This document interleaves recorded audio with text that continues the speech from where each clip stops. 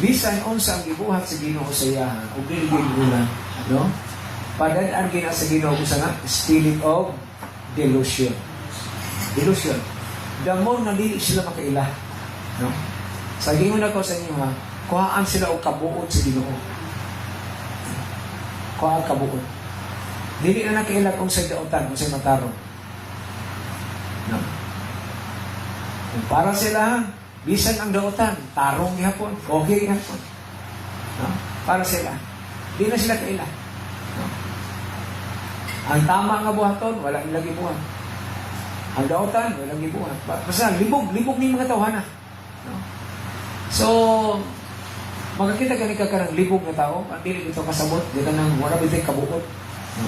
Di na kailan kung sa'y balaan, kung sa'y dautan, no? Kung sa'y matarong, kung sa'y gilad, wala di na kailan, no? So, lisod lang nga kahimtan sa tao. Lisod lang kahimtan. Okay lang siguro o naana mo nga kahimtan kung wala ka na matuto sa pulong sa Ginoo.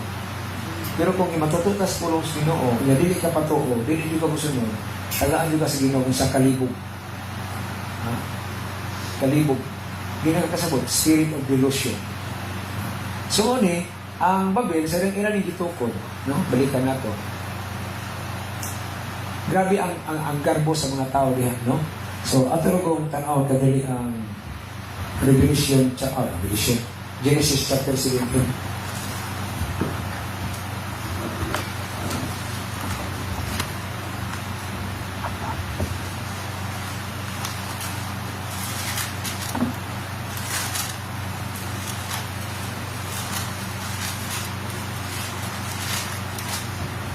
Parang natay gamay nga background. Okay.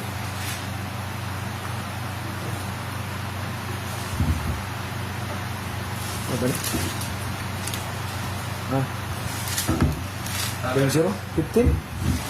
11 day. Ang Babel, no? 11, chapter 11. Okay. Sorry, chapter 11 na siya. Okay. So, matag sa Genesis chapter 11, parang natay idea nga nung sa katapusan, maog din siya ang diskutan. Sa sinugdan, may usa lamang kapinulungan ang tibuok kalibutan. After ni sa plada, sa lunok, no, human sa lunok. Okay. So, mga kaliwat ni sila ni Noah. Sa pagpamanhin sa mga tao, gikan sa sidlakan, nahiabot sila sa usa ka patag sa Sinar, o nipuyo sila dito. O nag-inganay sila, dali, maghimo kitag tisa o ipa